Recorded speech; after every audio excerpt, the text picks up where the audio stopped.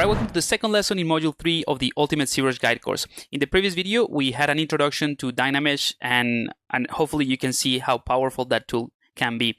In this video, we're going to focus on a different method to produce meshes or to in the creation of meshes really, and it's called the extract function inside ZBrush. So I'm going to jump straight into it and show you what we currently have. Alright, so this is where we left off. Obviously, I got rid of that horn. If you remember at the end of last video, I added a horn just to show you how versatile Dynamesh is. And I just tweaked a few of the shapes in here around the face, but nothing new really. Everything done with the same brushes that I have already introduced you to.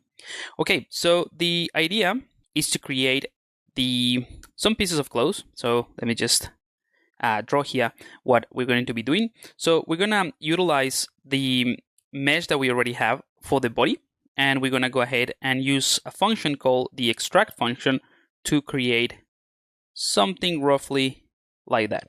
Okay, so we're going to take advantage of that shape that we have already established. That's why the blocking stage is super important, because it allows you to utilize and repurpose some of these meshes to create new ones. Okay, so we're going to use that, and then we also probably extract or grab a piece here to extend it and create this sort of area here. This kind of like, it's like a skirt type of thing for the front and the back. All right, so pretty simple, but the tools that I'm going to show you are incredibly useful and super important to at least know the process so that you can use it in a variety of ways. So let's go ahead and clear this up, and let's start by the usual thing. Let's go ahead and load a custom UI, and I'm going to walk you through the new additions. So I'm going to click on load UI, and I'm going to open the extract M03_L02 for lesson 2. All right, so a couple of things in this new UI. I'll do it with this other color. So basically, this is everything that is new in this UI. So this area here, the right-hand side, this is the extract function and everything that we need to that we're going to be using for the extract function. And these are some other tools that go hand in hand when you use the extract function, but also for a lot of different processes. So it's very important to have these ones in here.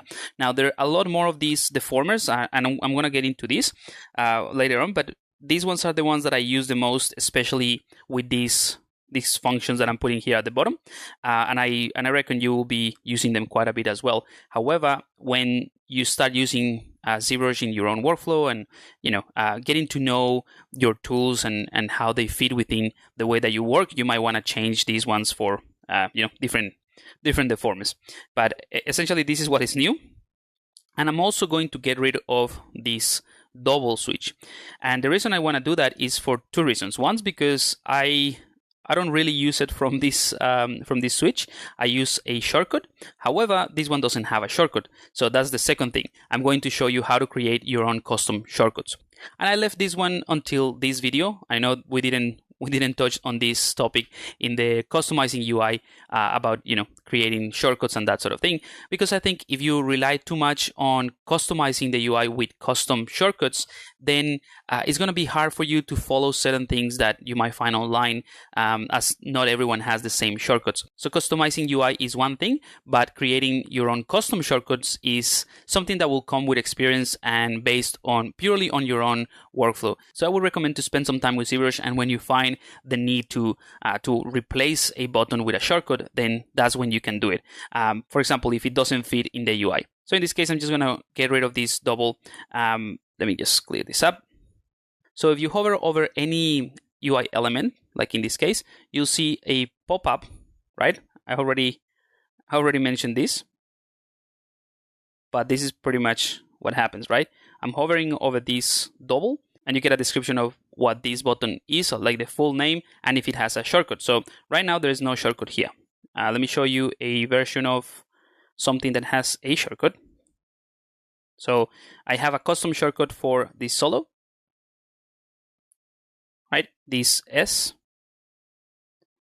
And here is the, sorry, this is a little bit too much.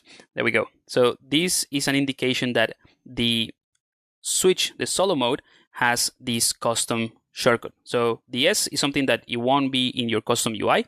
I think the S makes sense for solo mode. So I just added this as a custom shortcut. So let's go ahead and create our own shortcut for this double. So for double, I'm gonna assign the V key, okay? The V key is actually used to switch between colors in ZBrush by default. So when we apply this V key to the double, ZBrush is gonna ask us if we wanna replace this hotkey that is have been already assigned. So I just wanted to let you know that this is something that is already in use, but I don't use this. If you want, you can assign something completely different. I just think that V makes sense for visibility. All right, so the way that you assign shortcuts or hotkeys is actually very simple, the same way that we arrange the UI. However, to assign a hotkey, you need to make sure that the enable customize from the config subpalette is not enabled. Right, so this is the one that we use to modify the UI. However, in this case, to assign shortcuts, this has to be disabled. So the way that it works is actually really simple. I'm going to hold the control key plus the alt key, right, at the same time, and then I'm going to click. Right. The reason I'm just writing this here is because it's going to be easier to explain it before I do it. So control and alt at the same time, then click. This is obviously left click, and click on any element that you want to assign a shortcut. So in this case, it's going to be the double. And as soon as I click, I want you to pay attention to what happens around this area.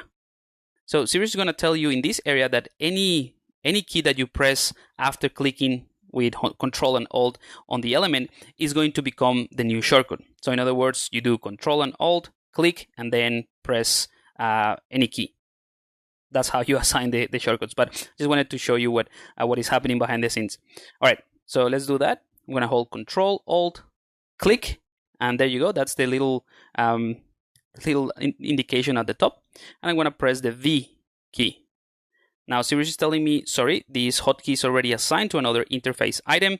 Press OK to reassign the hotkey assignment to this button, or press cancel to abort this operation. Like I mentioned, the V key is by default applied to a switch of colors in ZBrush, but I don't use that as much, so I'm going to replace it for this one. So I'm going to click OK. And now if I hover over this, now I have the V key.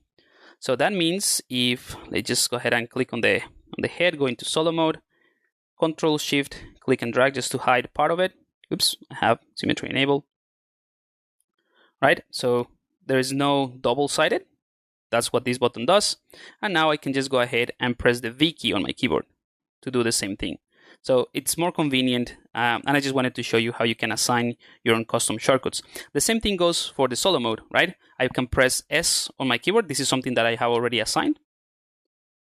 And I can switch between solo, on and off. All right, so let's bring this back. Let's go ahead and enable customize. Remember, this is to actually customize the UI, right?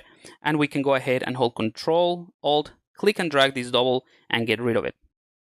All right, let's disable customize again, and we are finally back to our actual UI that we're going to use in this video. So we just got rid of this double-sided button, but we have that in the V key now. All right, so that covers that first part of the video. Now let's get into the fun part and the exciting new feature, which is the extract function. So the extract function, these buttons that I have here are within the subtool palette. This one here. So at the bottom you have this section. I'm going to expand that. Which essentially has all of these ones that I put here, except the T-corner switch and the extract surface smoothness. Now, the reason I didn't put these ones in the UI is because I rarely change this, and I don't think you're ever going to need it. And also, the smooth surface by default is pretty decent. So these are like little things that you can get into more depth later on and fine-tune and play around with those to get something more specific. But as a general workflow, these are the only things that you are probably going to need. All right, so let's go ahead and hold the Alt key and click on the body to select it. And let's go into solo mode. And we're going to mask out the areas that we want to extract. All right, so let's go ahead and hold Control. And by default, we have the mask pen selected. But in this case, I probably want to use the mask glass, so it's actually faster. If it is the first time that you switch to a different masking brush, Sirius is going to ask you if you want to select this new masking brush as your active one. So if you press OK, next time you do the same thing, it's going to keep asking you. So you can click on this button here called skip this until next restart. So if you do that, Sirius is not going to ask you about that anymore. So I'm going to do that. So now I can very easily change between the masking brushes. And I'm going to go ahead and use, make sure the symmetry is enabled. And also make sure that the perspective is off. All right, so I'm going to hold Control. And I'm just going to mask an area like so. And then something like that. Right, and then around the neck here. All right, and let's go ahead and switch to the mask pen and refine the neck area just by painting it.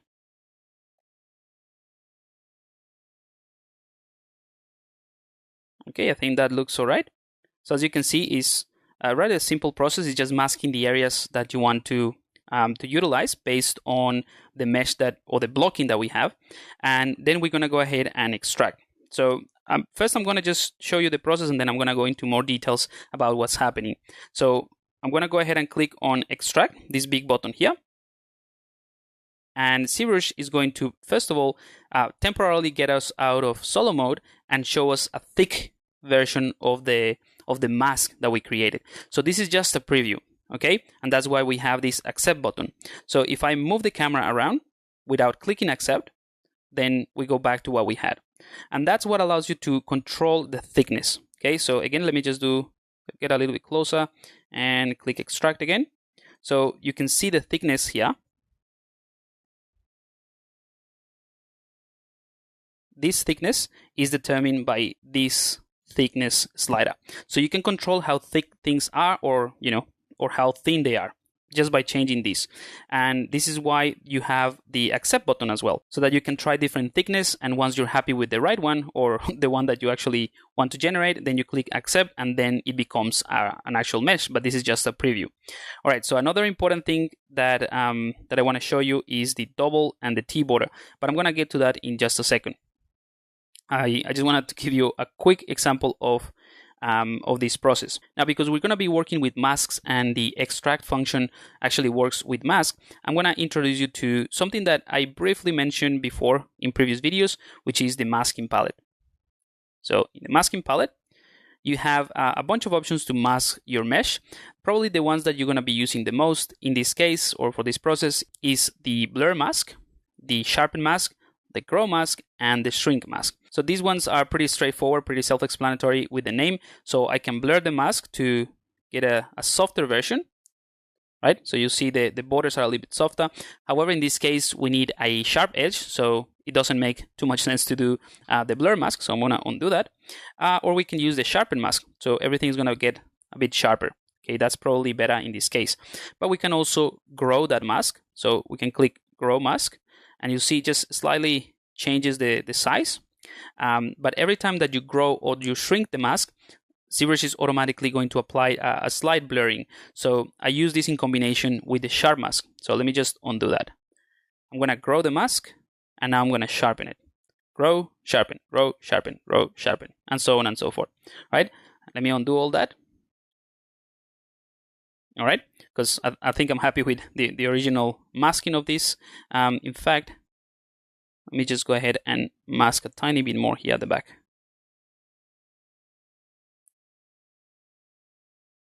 All right, and sharpen. Perfect. So I'm happy with this mask, but I just wanted to show you that these 4 buttons are pretty useful to control and help you define the masking that you want to do before you actually extract and create the mesh. All right. The reason I don't have these ones in the UI, you can totally put these buttons in the UI somewhere, maybe here, that kind of like makes sense. However, I also have custom hotkeys. And again, that's why the introduction that I just gave you on how to create custom hotkeys or shortcuts is only until this video, because this is really where we're going to start utilizing those hotkeys. So what I did for these buttons is to assign the plus and the minus hotkeys and a modifier. Okay, so you can do the same thing. You don't have to. You can use the UI. You can put the buttons in the UI, or you can assign your own hotkeys.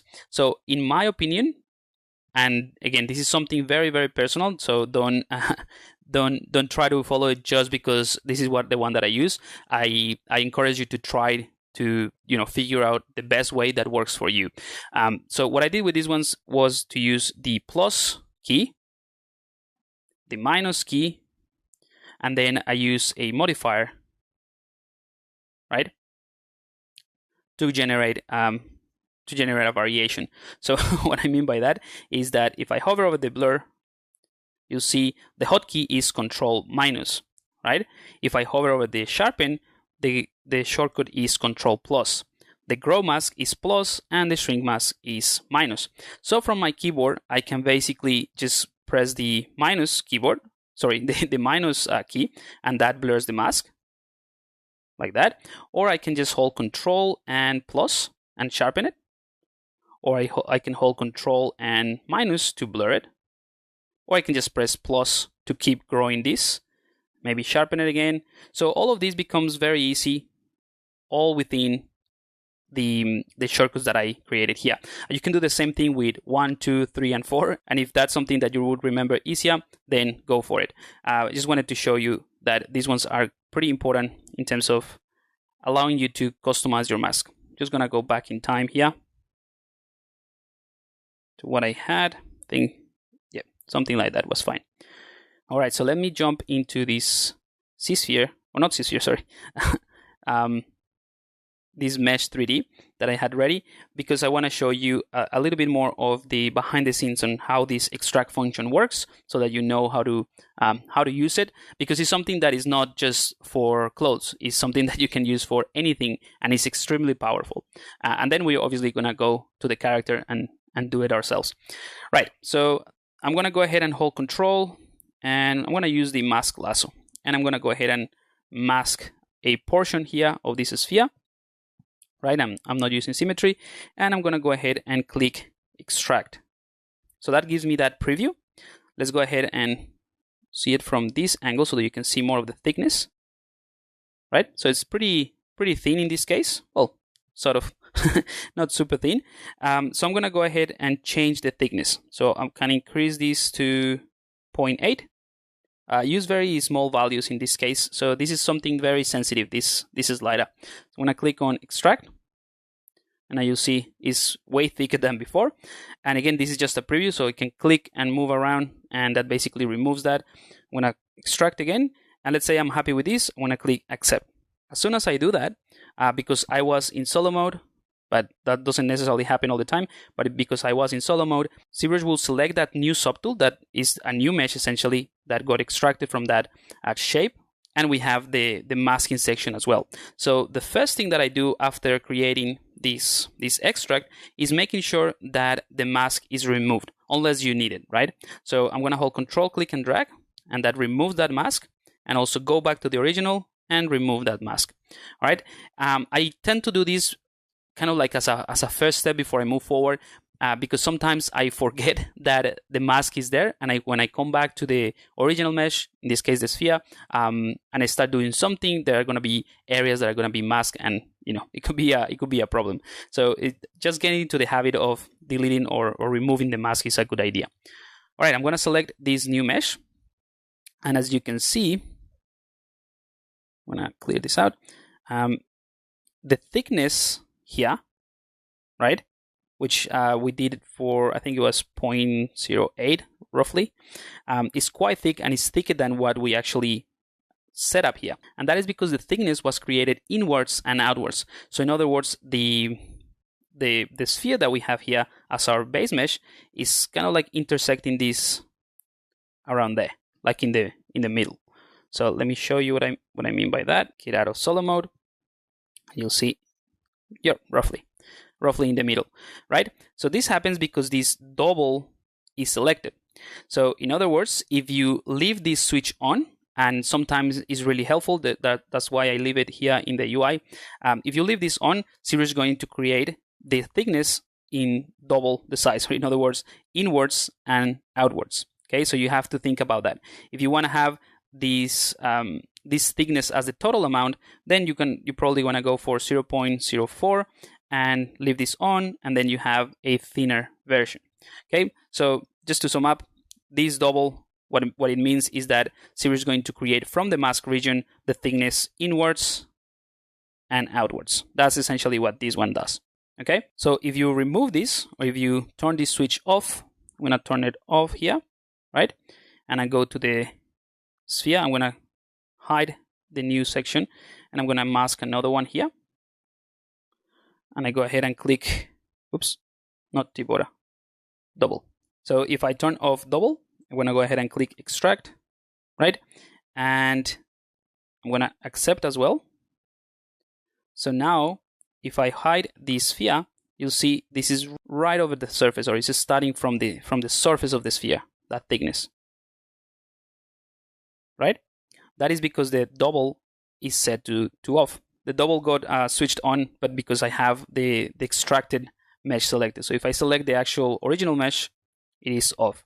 Now, another important thing is that this extract function, or the thickness, is extracted in a positive fashion. So basically, because this number is a positive number, it got extracted towards the outside of the polygons, right? If you take this to minus 0.08, so the same number roughly, but in negative, then Sirius is going to do it inwards.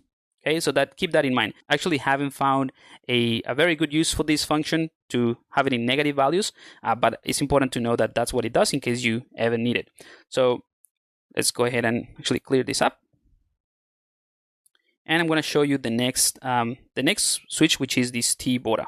And then we are ready to go. So I'm going to hide this, and I'm actually going to create a couple more. Let me just delete these pieces. All right, and I'm gonna go ahead and hold Control, mask this one out, and this one I'm gonna leave it at double. I'm gonna type 0.04 just because I want something thinner. I'm gonna leave double on, so we're gonna have it in both sides, and I'm gonna leave T-border on. Okay, I'm gonna click extract, accept. There we go. Clear the mask, and I'm gonna do the same thing on this side. Okay, just to compare the T-border and all that. So in this case, the same settings, but this time I'm going to turn off the T-border and click extract and then accept. All right, clear the mask, go back to the original, clear the mask. All right, I'm going to hide the sphere. Now these two pieces are looking exactly the same as one another. The difference will be around the border. So if I go and enable polyframe, right? Actually, let me combine or merge these two together so that you can see both at the same time. And we did this in the previous video. So in the merge tab, I'm going to click merge down. Okay. So now we can see what's happening. And I'm going to get closer. So the first one that had the T-border on, so T-border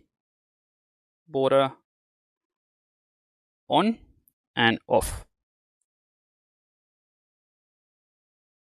Right? So for the most part, it looks exactly the same. The difference is that with the T-border on, you have this border around the entire mesh or the entire mask. So essentially, you have a pretty clean border, right, that connects the center. It's kind of like an inset function, if you're familiar with that. Whereas with this one, you don't, right? So the border, all of these loops, they connect to the border like so, and there's no gap. This is probably easier actually to see if I create like a T version. So let me just do that. Just for the sake of demonstration, I'm going to use the mask pen. Whoops. The mask pen. I'm going to mask a T. Right, and do that again. So I'm going to do a T-border, extract, accept, and let's do another one without the T-border, extract, accept. So this one is without the T-border, and you can see, let me clear the mask. So hopefully this is easier to see. The loops, the loops kind of like keep going all the way to the edge. So this one is with no edge. It's still a pretty decent mesh, but this one that has the T-border has a nicer set of basically a border. That's as simple as it gets, right? It has a border all around in terms of looping that you can take advantage of. And this is important because the next step after creating these meshes, we can go ahead and tweak them a bit and polish them just before we move forward. So let me clear all this up.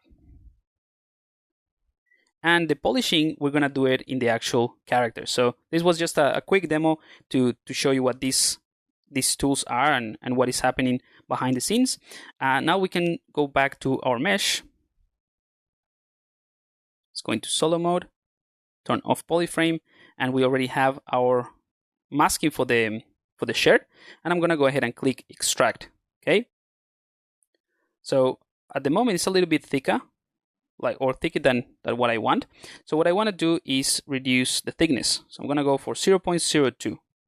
Extract. And that's a bit thinner, but I think it works. Now, before I create this shirt, I want to mention a couple of things in terms of workflow when dealing with clothes. In most cases, it's better to work with a single-sided mesh, right? So something without thickness in terms of developing the clothes.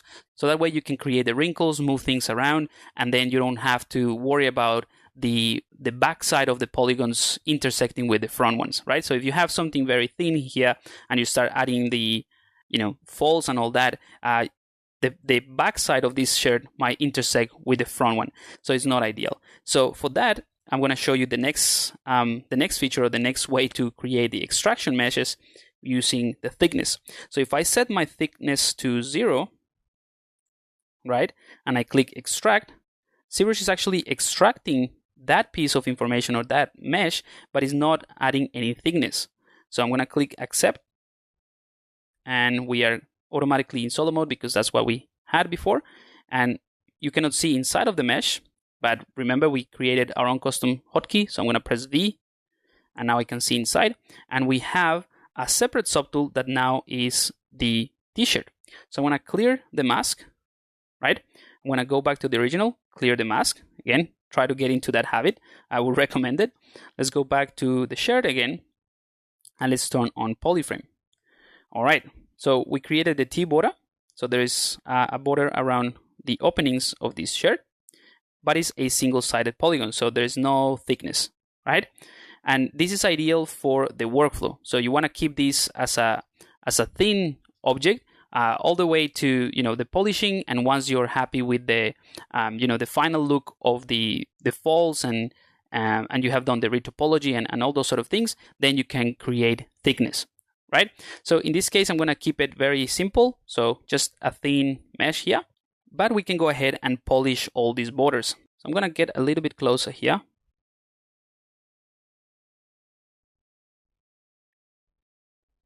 Okay. And I'm just going to highlight this area so that you can focus on, it's going to be pretty obvious, but focus on these areas. Right. So we have this very uneven border. Right?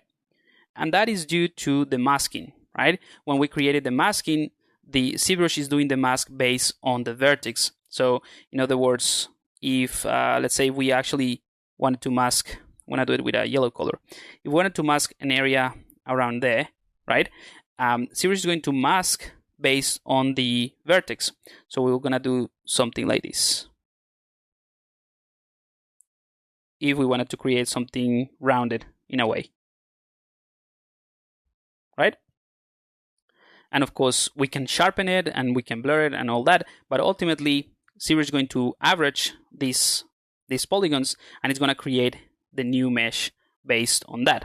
So if you want something that is even more defined than this, you probably have to have more polygons or a dense mesh as a starting point. But it's not a problem. It's actually, this is part of the workflow, and it actually works pretty well. Just want to show you that that's why it's happening. So let me hide this now. And that's why we have these deformers. Now, these deformers are part of the deformation palette. So if we go down in the tool palette all the way to deformation on top of the masking palette, we have a ton of sliders. All these sliders will help you to manipulate the mesh as a whole.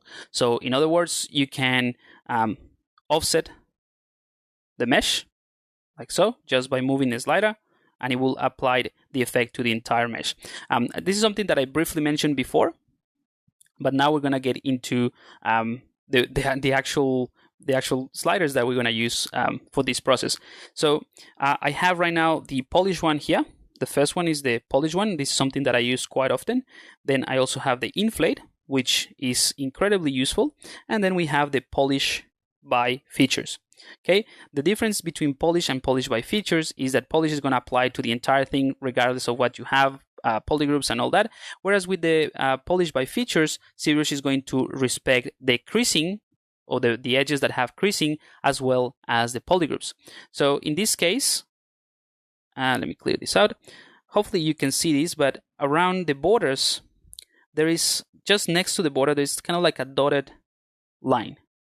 Okay, we're gonna dig deeper into what this is and how to use it later on in the course, but just want to let you know that if you see that line with some dot lines as well next to it, that indicates that this is a crease, or ZBrush is going to assume or read it as a crease edge. All right, so using the polish by feature will respect those creasing edges that are generated automatically when you do the extract function. All right. Again, you can go ahead and play with all of these, see what they do for you and how you can use them. But I'm gonna do everything bit by bit, and I reckon these three are the most important ones, at least for this process. So let's go ahead and close that up. So if I go ahead and click polish, and I push this polish, let's say to 40, 50, let's say, this is gonna be very, very strong. So I'm gonna let go, and you'll see how everything got polished a little bit, right? So I'm going to undo that. If I want to do more or increase the strength of this process, I can do it multiple times. So 1, 2, 3, 4, and it starts to polish everything. Okay. So I'm going to undo all that because that's not the one that I want to use. I want to use the polish by features. So polish by features, let's do that once, twice, and you'll see how the lines are starting to get a little bit softer and smoother. However, it is respecting that border, so it's not shrinking the mesh, which is something that the polish does. So I'm just gonna click and drag a few times until I get a very, very soft and nice curvature in there. So now that's much better, and that's just using the polish by features. So polishing by features, and by features, ZBrush means either decreasing or polygroups if you have polygroups. All right. In fact, let's go back to this example here with the extract, because in this case we have thickness and we have different polygroups, right? And you can see this in action. If I press polish, it creates this more blobby look, right? Because it's taking everything regardless of the polygroups and regardless of the creasing, and it's just polishing everything at once. So let's undo that. And if I use the polish by features, we can maintain that sharp edge and that nice, separation and that nice thickness, but we can refine the rest of the mesh quite a bit. So this is incredibly useful, right? The difference between the two. Okay, so that's basically what the main difference between this polish and polish by feature and how that works. So if you're gonna actually create some thickness or an asset that has already thick or a thick border, then using the polish by feature is going to be ideal. In our case, I just want to show you the entire workflow, the process of creating extract meshes and so on. But for our character, we need to have this as a single side mesh so that we can work faster later on and more conveniently. Okay, so we have this done. Now let's go ahead and bring back the rest of the mesh. Turn this polyframe off. And you'll see, because we didn't add any thickness to the mesh, the new shirt and the body are kind of like intersecting, or they are basically living within the same space. And that's when the inflate slider comes into play. So before I use it, let me show you what the inflate does. So if you have let's say from the side view, if you have a series of polygons like that, right? Each one of these polygons would have a normal. So I'm just trying to do a 3D version of a like a C shape, right? Each one of these would have a normal. So the normal is pointing outwards. So this is the normal. Then you have another normal from this face, from this face, from that face, and then let's do it with green. You have other faces here, other normals, like so, right? So hopefully that makes sense. Each polygon would have its own normal. So the inflate slider here, what it's going to do is going to analyze the entire mesh, and it's going to push everything at the same time along the normals. So if we take, let's do it with a white color. If we take all of these faces and we inflate them, they're basically going to end up being just a thicker version of this C.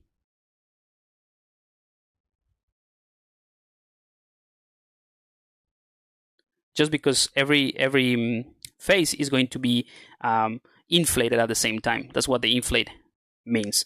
So that will make more sense when I do it. So if I go ahead and click inflate, so you'll see how it's just inflating the entire thing, right? And the reason I'm using inflate is precisely because of the fact that that series is going to push every single face or every single polygon along the normal. If I bring in the gizmo, right, with the move brush, and I just scale this up, it works. It can, it can increase the size, but it's going to do it based on this axis or the center pivot of this mesh. So you can see that is not ideal. We have this sort of like outside of the arm. The bottom part is probably okay, but then this one as well is not working fine. So it's not ideal to just go ahead and inflate, and scale things up just to make them bigger. You can use the inflate, and it will maintain the distance between, let's say, the body and the t-shirt in this case, all across is going to be consistently, basically. So let me just go back to what we had, undo that,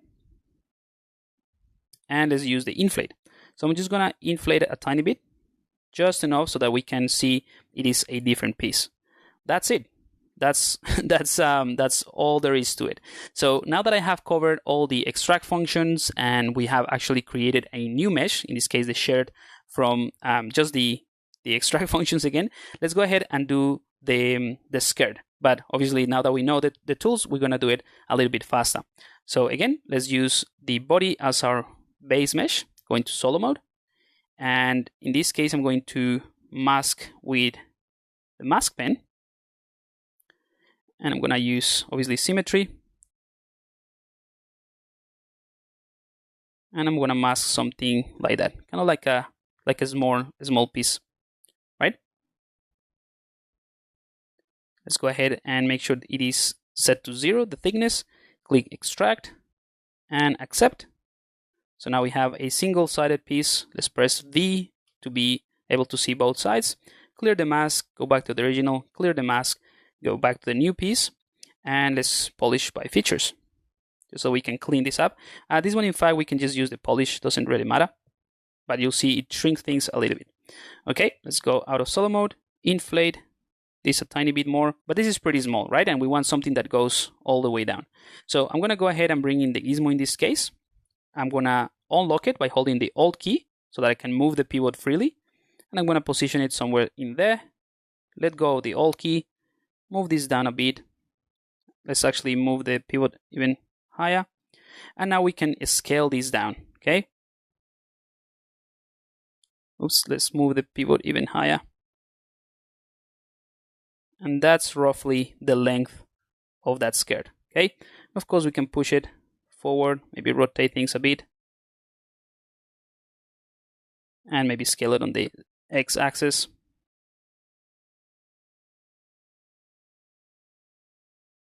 All right, so that is pretty much it. All right, let's go ahead and go into solo mode, and let's go to the polyframe. So of course, because we took a little piece and we stretched it out, all of these polygons are being stretched. Now, don't worry too much about this, because that would be fixed when we get to retopology and all that. All we need to do is create the asset or the base mesh, or the blocking of the asset before we move forward. Okay. Now we can go ahead and polish by features just to clean these edges a bit. And if you feel like tweaking these shapes, you can go to the move brush, enable the AccuCurve, so that you have a more pointy shape, and then just do this. Okay. It's not necessary. We're gonna keep tweaking this, obviously, way more, so that it looks like a proper piece of clothes rather than just a plain. But it gives you an idea. So let's push this one back a bit.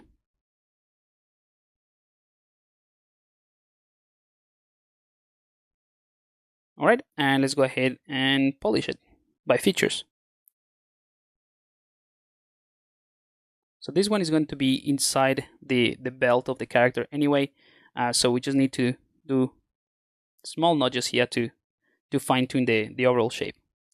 But I think it's working. It's working really nice. Let's go ahead and bring in the gizmo. Just want to refine the length just by reducing the length a little bit. All right. Cool. So we have the first part, and now you can do the same thing, exactly the same process. In fact, I would encourage you to do it in the same way, so that you practice the process of extracting and accepting and all that for the back bit. But because we already have something that looks very similar, this front part, all we need to do is just duplicate it. So I'm going to go to the duplicate palette. Sorry, the duplicate button in the subtool palette, and now we have the same mesh duplicated on another subtool. So now I can take the gizmo, right? And I'm going to go into solo mode. And I'm going to go ahead and hold from the front view, and also I have perspective off, so that is orthographic. I'm going to go ahead and click and drag, holding shift. Remember, that is to snap these two integer numbers to 180 degrees. Okay, so now I know this is exactly 180 degrees. And we can get out of solo mode. And of course, we can unlock the gizmo, or holding the Alt key to unlock the pivot, and then let go of the Alt key and reposition this. Maybe this one is going to be slightly higher. Maybe a little bit more in. Okay, and of course, we can go back with the move brush and tweak certain areas. Perfect. So very quickly, we generated a couple more meshes, a couple more assets. And again, this is all part of, it's kind of like blocking on top of the blocking. So we haven't got to a lot of details except on the head. But I just wanted to show you and introduce you to another way of creating meshes, utilizing some of the other meshes that we have established as blockings to create those new meshes. So in a way, that's why I keep going on about that. It's very, very important to get the blocking right, and the blocking stage very that you're comfortable with the way that things looks before you move into details. Because if you have something solid in terms of silhouette and proportions and shapes, then generating all of these assets like the shared and the scared and all that using the extract function, for example, is going to become very, very easy once you get used to it. Okay, and just to wrap up this video, I want to reiterate that this is a process that is not specific to creating clothes. It is very useful for that, but it's not specific for clothes. In fact, if we go back, for example, to this T that we had in here, let's go into solo mode, right? So this is something that we created with thickness, but also now that you know Dynamesh, we can go ahead and Dynamesh this object and, keep working on it. So we can bring in the move brush, maybe add some volume here, smooth that area, completely change the shape of this. Redynamesh, and keep working on it. So it is an entirely new mesh. It doesn't mean that this is close or anything. Keep redynameshing. We can polish everything together, and this could become something completely different, right? So I just want to make sure that is clear, that this process that I'm showing you with the extract function is not just for clothes. It's a really, really helpful and really powerful tool that can be used in a variety of ways. So in this case, I just use the extracted with thickness piece that I created from the sphere, and I Dynamesh it like we did in the previous video. Now the final thing to really wrap up this video is let's go back to the sphere in this case, and I'm going to do another extract from this area, and let's go ahead and set it to, let's add T-border, let's set it to 0.9, extract, click accept, clear the mask, go back to the original, clear the mask. So this is a new mesh. Okay. So this new subtool has this wiggly shape, but we already know how to fix that. We can go to polish by features, and we simplify things quite a bit. Okay, you can do it as many times as you need to. Now let's assume that, let's go ahead and turn this off. Let's assume that this is another piece of clothes, and because we added thickness, right? Because we created the extract with thickness, then when you start doing the like some folds and all that, it's gonna become a little bit complicated. So I just want to show you that it's not an issue per se, so it can totally be done, and there's ways to work around it. I just think that in terms of creating clothes specifically, it's better to do it with a thin or a single-sided mesh for as long as you can before you actually add the thickness.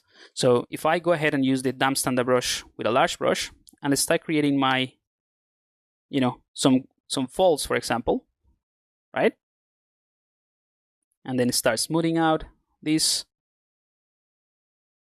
That looks great from here, but then if I go to the other side, it's being pushed along. Now in this case, it's not too bad, but if I start to add smaller pieces or smaller indentations and then start to add subdivisions, it's going to become a little bit complicated to keep track of the thickness. So hopefully that makes sense, but basically if I go ahead and hide part of this and then get closer, it's a little bit hard to see, but essentially you have a variation in thickness in here. This one is almost close together. This one is thicker. So you have you have an inconsistent thickness around the clothes, and that is going to affect the overall look of your character or your piece. So I would recommend to just stay away from that, from creating thickness, especially if it is a clothes. But for something that is not, like another piece like this could be a bracelet or whatever, you can totally do the thickness, and we're definitely going to be doing that later on. So I just wanted to clarify that, but that covers pretty much everything that I wanted to show you. All right, so I'm going to go back to the character, obviously, so you can see the final result of what we did today in this video. And there you go. So very simple process, but very, very powerful. So I'm going to leave this lesson here, and in the next video, I'm going to introduce you to the clip brushes and another way to fine tune and polish the extraction of certain parts of your mesh. All right, so I'll see you in the next video.